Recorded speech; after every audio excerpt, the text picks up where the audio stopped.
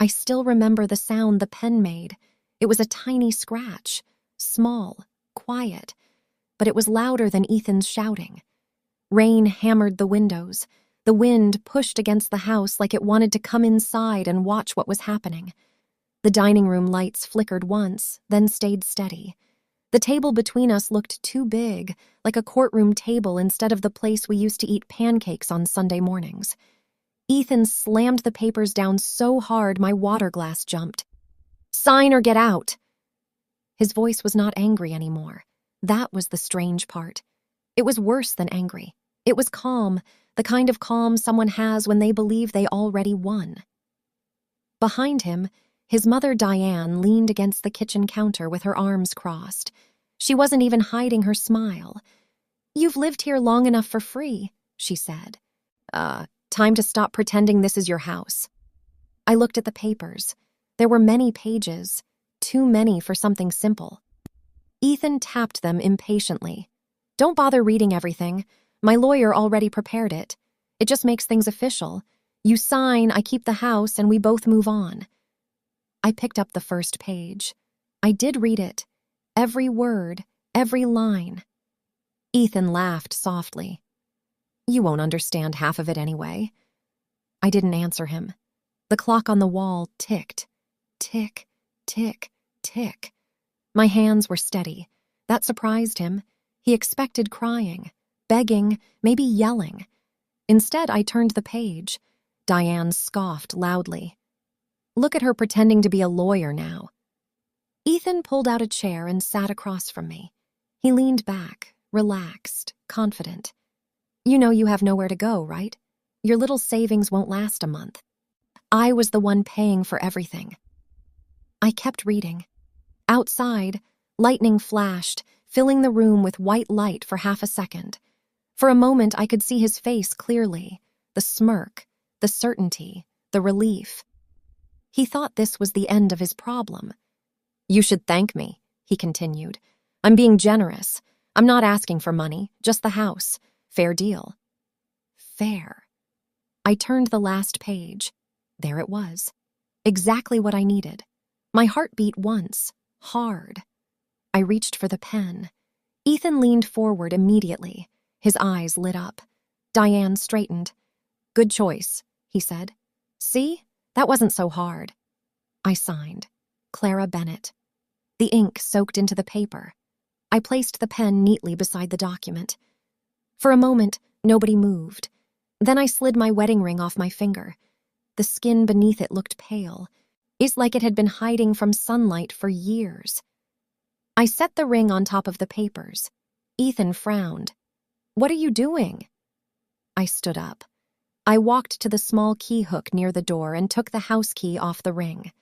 I returned and placed it gently on the table beside the papers. The tiny metal sound echoed in the quiet room. Diane blinked. "Where do you think you're going?" I picked up my small bag from the chair. It was already packed. Only a few clothes.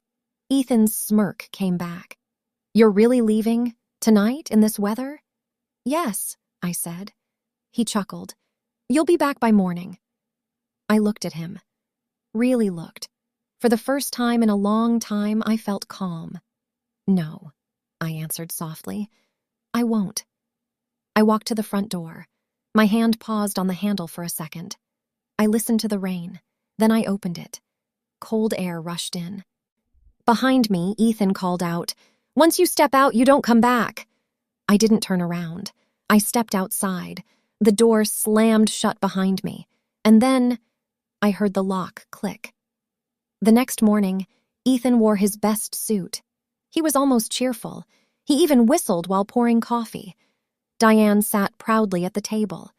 "By tonight," she said. "Everything will finally be yours." Ethan nodded. "It already is."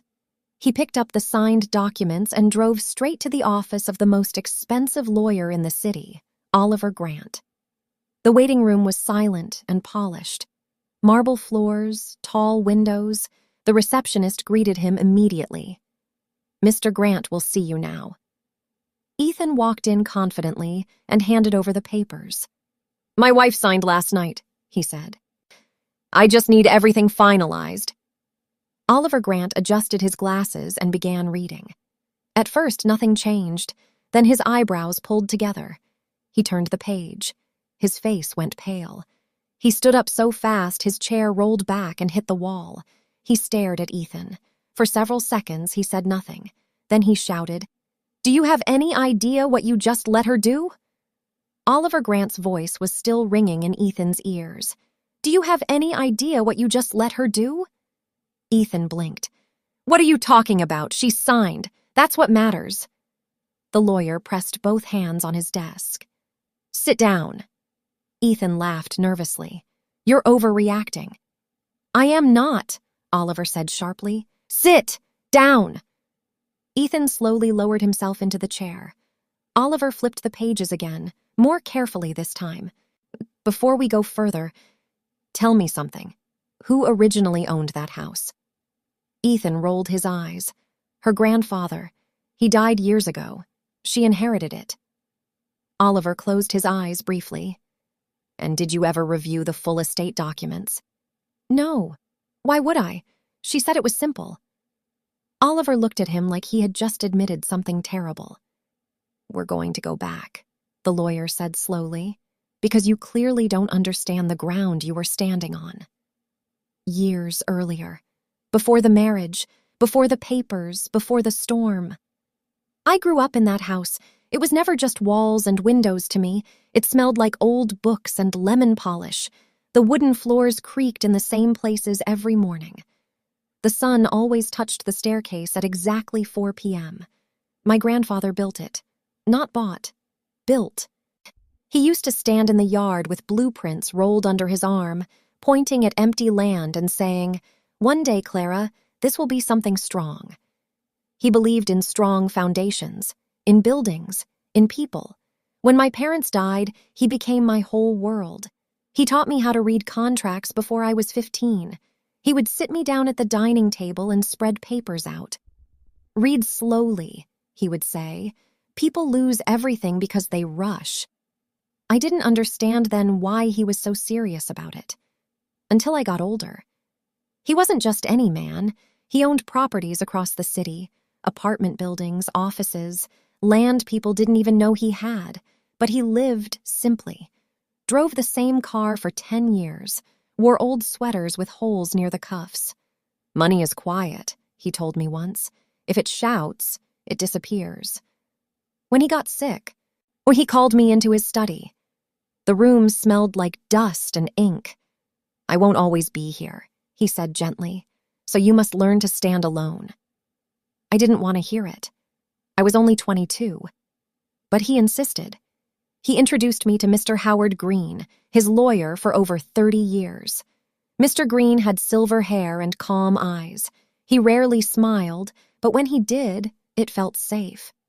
'These documents,' my grandfather explained, tapping a thick folder, 'protect everything, not just the house, everything.' I frowned. Why would I need protection? He looked at me for a long time.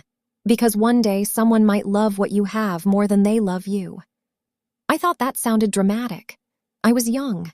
I believed in love. He set rules inside his will. The house would remain separate property. It could not be claimed through marriage without specific legal wording. Any transfer attempt would trigger protective clauses. I didn't understand the details then. I just nodded. After he passed away, the house became legally mine, along with other properties I rarely talked about, but I didn't want people to treat me differently. So I kept quiet. I met Ethan 2 years later. It was at a small charity dinner. He wore a simple suit, not flashy, not rich-looking, just neat. He made me laugh. He asked about my work, not my money. I told him I handled property management. That part was true. I just didn't mention how many properties. He seemed impressed, but not greedy, at least at first. Our dates were simple: coffee, walks, movie nights. He told me about wanting stability, about wanting to be the provider. I thought it sounded sweet. Looking back, I should have listened more carefully to the way he said it. Provider, owner, leader. We married quickly, too quickly. The first year was peaceful. He was kind, protective, proud of me. But then small cracks appeared. He asked questions like, "How much exactly did your grandfather leave? Is the house fully paid off? Can we refinance it in my name?" I always answered gently but carefully. "It's handled," I would say. "The estate manages it." That word, estate, started bothering him. One night he came home irritated. "My friends think it's strange," he said, "that the house is only in your name." "It was my grandfather's," I replied. "It stayed that way." "But we're married now," he pressed. "What's yours is mine, right?" I smiled softly. "And what's yours is mine." He didn't smile back. That was the first moment I felt something shift. Months passed. His mother, Diane, began visiting more often. She would walk around the house slowly, touching furniture, studying walls. "It's too big for just your name," she once said casually. "In our family, property belongs to the husband." I said nothing. Ethan started comparing himself to my grandfather. "He left everything to you. Why not to your husband? Doesn't that say something?" "Yes," I answered quietly. "It says he trusted me." That made him angry. Arguments grew louder. He accused me of not trusting him. I accused him of not respecting boundaries. One evening, after a long silence at dinner, he said, "If you really loved me, you'd prove it." "How?" "Transfer the house." The room felt smaller. I looked at him carefully. "Why does love need paperwork?" I asked. No, he didn't answer. That night, I went into my grandfather's study. I opened the old wooden drawer and took out Mr. Green's card. The next morning, I visited him. He greeted me the same way he had years ago, calm, observing. "You look troubled," he said. I told him everything. He listened without interrupting. When I finished, he folded his hands. "Your grandfather prepared for this possibility," he said quietly. My chest tightened. "What do you mean?" "There are protective clauses in the estate. If anyone attempts forced transfer under certain wording, it activates separation protections." I stared at him. "You're saying—" "I'm saying the house is not just a house. It's tied to structured holdings. If mishandled, the person attempting control may lose access to marital claims." The room felt still. "So what should I do?" I whispered. Well, he looked at me steadily. "Nothing," he said. "For now." I left his office with a strange mix of fear and relief. From that day forward, I watched more carefully. Ethan became impatient. He complained about not feeling like the man of the house. He started talking to a lawyer of his own. He thought I didn't notice, but I noticed everything. One afternoon, while cleaning his office desk, I saw a printed document template open on his laptop, property transfer agreement. My stomach turned cold. That was the moment I understood. He wasn't asking anymore. He was planning. That evening, I returned to Mr. Green. "If he prepares something," I asked quietly, "should I sign it?" Mr. Green looked at me for a long time. "Only if it contains the specific clause we discussed." "And if it does?" He exhaled slowly. "Then everything changes." I nodded. Driving home that night, I felt something settle inside me. Not anger, not sadness, clarity. I knew Ethan. He hated reading long documents. He trusted confidence more than caution. And one day, he would wave papers at me and believe I was trapped. He would think I had nowhere to go. He would think I was weak. And when that day came, I would already be ready. After that night, I stopped arguing. That was the first thing Ethan noticed. Before, when he pushed, I pushed back softly. I explained. I tried to calm him. I tried to fix things. I believed marriages could be repaired if both people tried hard enough. But now I became quiet. Not the sad quiet he expected. A peaceful quiet. I still cooked dinner. I still cleaned the house. I still asked how his day went. But I no longer defended myself when he insulted me. And that confused him. At first he seemed happy about it. Then it began to bother him. One evening he came home and found me reading in the living room. He dropped his keys loudly onto the table, waiting for a reaction. I looked up and smiled. "You're back early," he frowned. "That's all? What else would you like me to say?" He stared at me, almost searching for something behind my face. "You don't argue anymore," he said. "I got tired," I replied gently. He didn't like that answer. People like Ethan needed resistance. Without it, he didn't feel powerful. And when he didn't feel powerful, he felt nervous, though he didn't understand why. Diane noticed too. She visited more often than ever, sometimes 3 times a week. She would sit in the dining room and watch me carefully, like I was a puzzle she couldn't solve.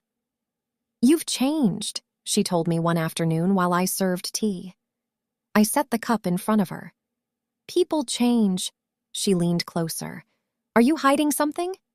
I smiled politely. "No," but I could see suspicion growing in her eyes. Meanwhile, I began preparing quietly. I started small.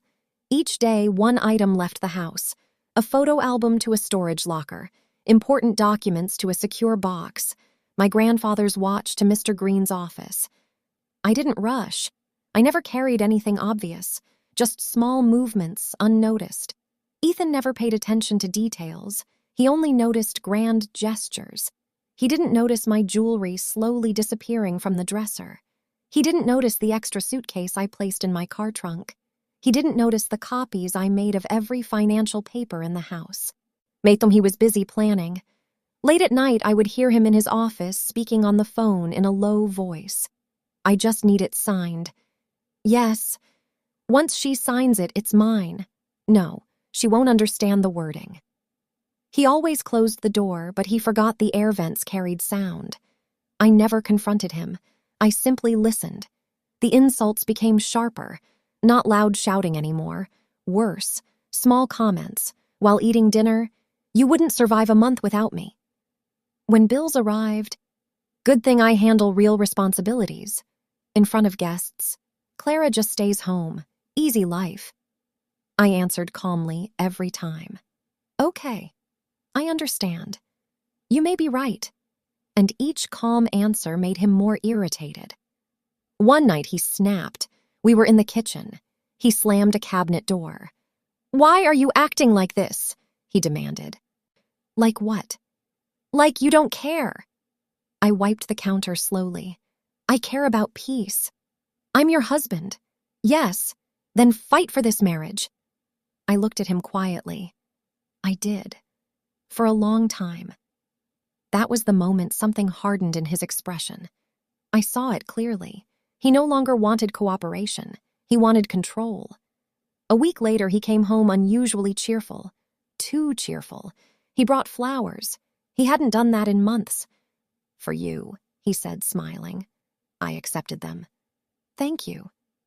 At dinner, he spoke kindly, asked about my day, even laughed at small jokes.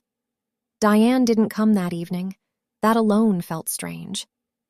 After we ate, he carried 2 glasses of juice to the table and sat across from me. Then he placed a folder beside his plate. My heart didn't race. I had been waiting. "I talked to a legal advisor," he said smoothly. "We should update our marital paperwork. Just formalities. Protection for both of us." I didn't touch the folder yet. "What kind of protection? In case anything happens. Accidents, debts, future planning." He pushed the folder closer. "It's responsible." I opened it. There were many pages. The format looked professional, but I recognized something instantly. It was a template document. Certain sections were copied from public legal forms.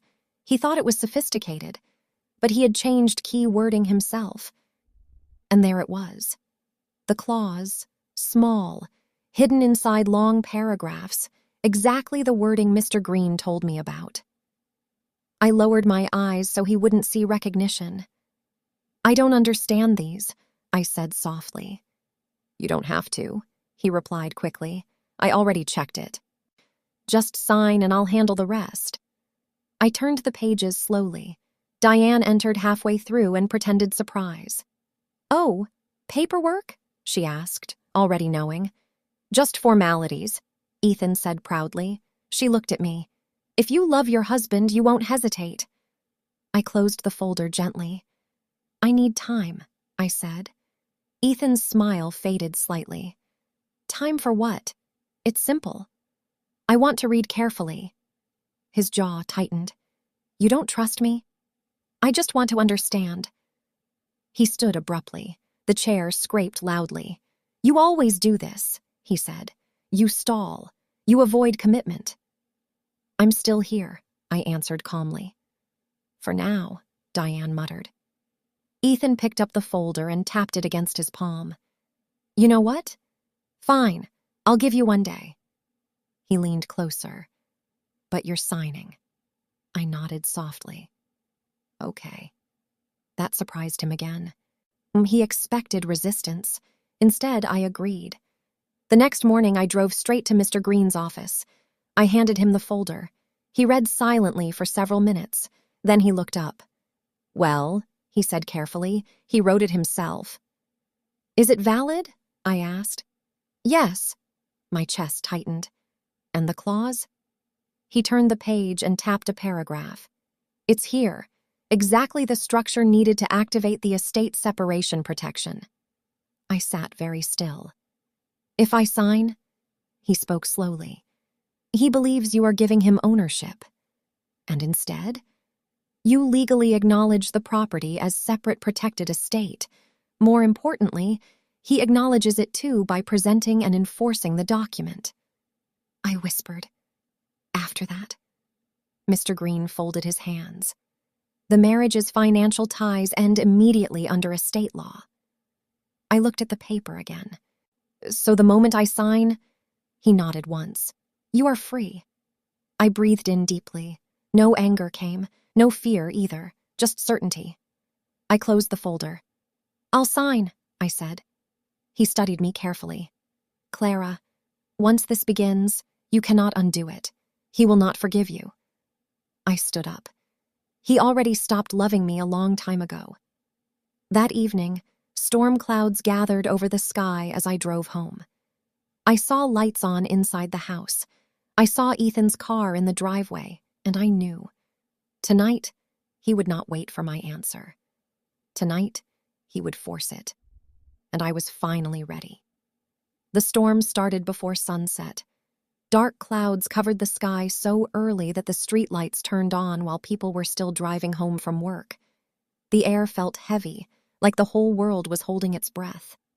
I parked outside the house and sat in the car for a minute. The windows glowed warm yellow. From the outside, it looked peaceful. Safe, like nothing bad had ever happened inside those walls. But I knew better. I picked up my bag from the passenger seat. It was light. Only what I truly needed. Everything important had already been moved days ago, quietly, carefully. My hand rested on the steering wheel. This is the last time, I whispered to myself. Then I stepped out and walked inside. The moment I opened the door, I knew something was different. The house was too quiet. No television, no music, no sound from the kitchen. Ethan was sitting at the dining table. The papers were already there. He didn't even greet me. You're late, he said flatly. I closed the door gently behind me. Traffic. Diane sat beside him, watching me like she had been waiting all day. Ethan tapped the folder. I hope you used your time wisely. I placed my bag near the wall and took off my coat. I hung it neatly, the same way I always did. My heart was steady. I did, I said. He pushed the chair across from him with his foot. Sit. I sat. The papers were in front of me again. I opened them slowly, though I already knew every word. I turned each page carefully, letting silence fill the room. Diane became impatient first. You already had a day. What more is there to read? Important things deserve attention, I replied calmly. Ethan leaned forward. Clara, stop delaying. You know what this is. Yes, I said softly. Then sign. I kept my eyes on the page. Why is this so important to you? His jaw tightened. Because this is my home too. It always was, I answered. No, he snapped. It never was. Not really. Not while it stayed only yours. The words hung heavy in the air. Diane nodded approvingly. A husband should not live under his wife's charity. I looked up at him. You feel small here, I said quietly. His face hardened. I feel disrespected. You feel powerless. He slammed his hand onto the table. Enough! I am not discussing feelings anymore. You sign tonight. Lightning flashed across the windows. The lights flickered. Rain began hitting the roof loudly. I looked back down at the final page. My name was printed neatly at the bottom, just above the signature line. Ethan stood up and walked behind my chair. I could feel him there, towering over me, watching every movement. You've depended on me long enough, he said. After this, we go our separate ways. Separate ways. The words sounded strange, because he thought he was the one ending things. I reached for the pen. Diane straightened in her chair. Ethan stopped breathing. I signed, Clara Bennett. The pen scratched softly across the paper. For a moment, the room was completely silent except for rain and thunder. Ethan exhaled. Relief flooded his face. Real relief. Like a man who had finally solved a long problem. He picked up the papers quickly, almost protectively. Good, he said. This was the right decision. I placed the pen down neatly. Then I slipped my wedding ring off my finger. It came off easily. I set it gently on top of the documents. His smile faded slightly. You're being dramatic. I didn't answer. Instead, I stood up and walked toward the small hook by the door. I removed the house key and returned to the table. I placed it beside the ring. The metal touched the wood with a tiny click. Diane frowned. What are you doing? I'm leaving, I said. Ethan laughed softly. For the night? Fine. You'll calm down and… No, I said. I'm leaving. His smile returned, confident again. You'll be back by morning. I shook my head gently. I won't. He scoffed. Where will you even go? You have nothing without this house. I looked at him for a long moment. There was no anger in me anymore. Only quiet. I think, I said softly, you misunderstand what I have. He waved his hand dismissively. Save it. The papers are signed. Yes, I said. They were. I picked up my bag. Diane crossed her arms. Once you walk out that door, you're no longer part of this family. I nodded politely. I understand. I walked to the front door. My hand rested on the handle. For just a second, memories rushed through me. My grandfather reading newspapers in the morning light, birthdays in the dining room, quiet evenings by the fireplace. Then I opened the door. Cold wind rushed inside. Behind me, Ethan called, Don't expect to come back. I stepped outside into the rain, and then the door slammed. I heard the lock turn. He had locked me out of my own house. I stood on the porch for a moment as rain soaked my coat. Then I walked down the steps. I did not look back. I got into my car and drove away slowly, headlights cutting through the storm. My hands didn't shake. I didn't cry. Instead, I reached for my phone and made one call. Mr. Green answered immediately. It's done, I said. He was silent for a brief moment. Are you certain the exact document was used? Yes. And he presented it himself? Yes. I could almost hear him nod. Then it has begun, he said quietly. I looked through the windshield at the dark road ahead. Good, I replied. Behind me, the house grew smaller in the mirror. For the first time in years, I felt free. And the next morning, Ethan would walk proudly into his lawyer's office believing he had taken everything. He had no idea. He had just signed it all away himself. Oliver Grant did not sit down again. He kept staring at Ethan like he was looking at a man standing on the edge of a cliff who still didn't realize there was no ground beneath his feet. Ethan forced a laugh. Okay. You're scaring me for no reason. She signed. I watched her. I have the keys. The house is mine now, right? Oliver slowly lifted the document. No, he said. The word landed heavily. Ethan frowned. What do you mean, no?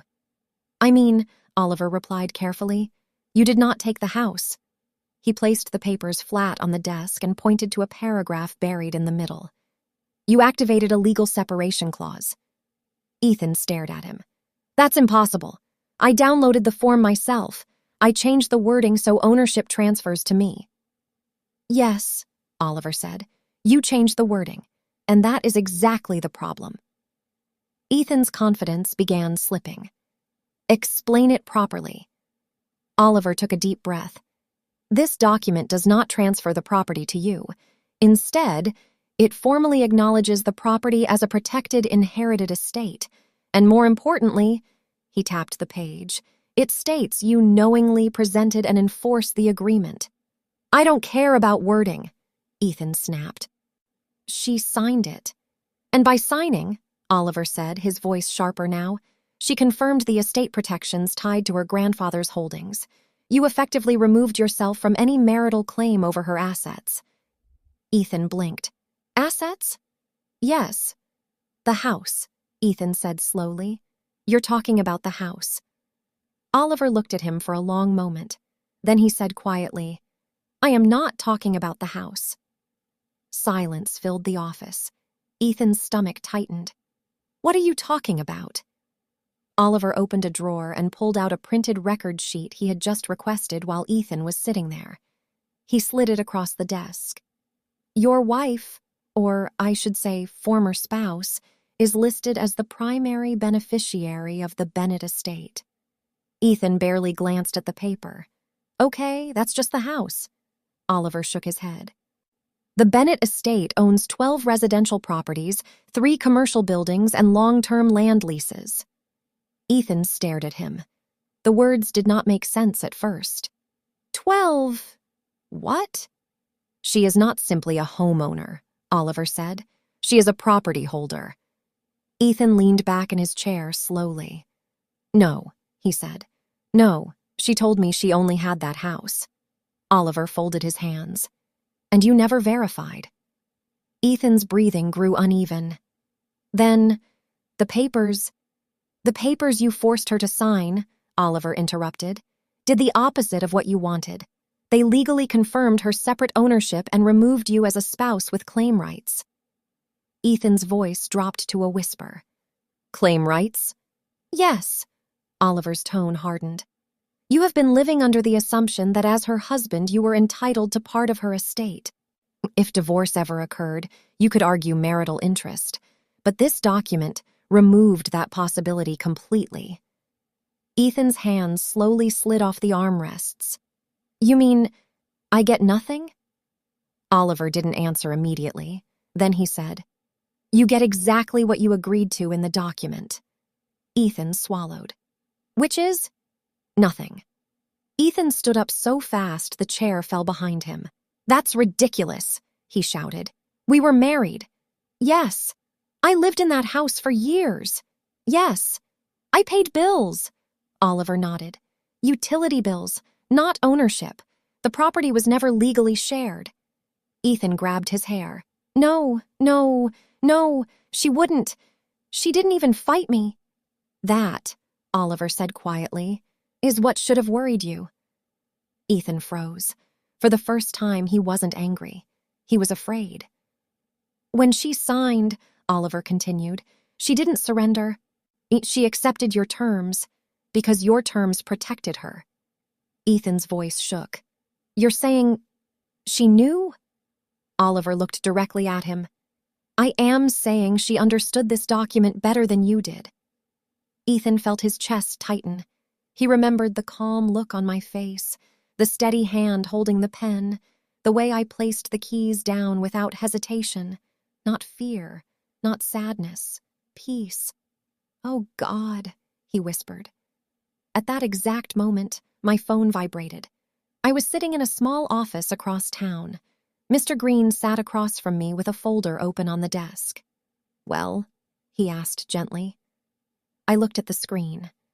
unknown number. I already knew who it was. I answered. "Clara," Ethan said immediately, his voice shaky. "We need to talk." I stayed quiet. "You tricked me," he said. "No," I replied calmly. "Oh, you handed me papers. You knew what they meant. I read them." His breathing was loud. "You can't do this to me. We were married." "Yes," I said softly. "We were. You have to come back. We'll fix it. I won't push anymore. The house, you can keep it." I closed my eyes briefly. "It was never about the house, Ethan." "Then what is this about?" I answered honestly. "Respect." He went silent. "You stopped loving me a long time ago," I continued. "You only wanted control. Last night you didn't ask me to stay. You locked the door." His voice cracked. "I didn't think—" "No," I said gently. "You didn't think." He lowered his voice. "I could lose everything." I looked at Mr. Green. He watched me carefully but said nothing. "You won't lose everything," I told Ethan. "You'll keep what is yours. And you? I will keep what was always mine." He whispered, "Please come home." I looked out the window at the sunlight. "I already did," I said, and I ended the call. Mr. Green closed the folder. "It is finished," he said. I nodded slowly. For the first time in years, my shoulders felt light, not because I won, because I was no longer trapped. Across the city, Ethan stood in Oliver Grant's office, still holding his phone. The dial tone had already ended. He stared at the signed document lying on the desk, the same signature he celebrated the night before. Now it felt heavy, very heavy. Oliver spoke quietly behind him. "She didn't leave with nothing." Ethan didn't move. The lawyer continued. "She left with everything, and you gave it to her yourself." A month later, I returned to the house. Not to live there, to close a chapter. The front yard looked the same. The tall tree, the stone path, the porch light my grandfather installed years ago. But the feeling was different. The air no longer felt heavy on my chest. I could breathe again. Mr. Green walked beside me as I unlocked the door. Inside, the rooms were empty. Ethan had already moved out after the legal notice was delivered. The furniture he insisted was his was gone, but the walls remained, quiet witnesses to everything that happened. I walked slowly through the living room. My footsteps echoed softly. For the first time, the house felt peaceful, not tense. I stopped at the dining table, the same place, the same spot where I signed my name. I placed my hand on the wood and smiled, not sadly, not happily, just calmly. I finally understood something my grandfather once told me. Strength is not loud, it is steady. I had tried for years to save a marriage that only one person cared about. I thought patience meant enduring pain. I thought love meant shrinking myself so someone else could feel bigger. I was wrong. Love does not demand fear. Respect does not require begging. I didn't destroy my marriage that night. It was already broken. I only chose to stop holding the broken pieces alone. I closed the front door behind me and handed the key to the property manager. The house would be restored and rented. It would help families, just like my grandfather wanted. As I walked away, the sun warmed my face. I wasn't leaving my life behind. For the first time, I was finally starting it. Thanks for watching, and don't forget to subscribe for more interesting revenge stories.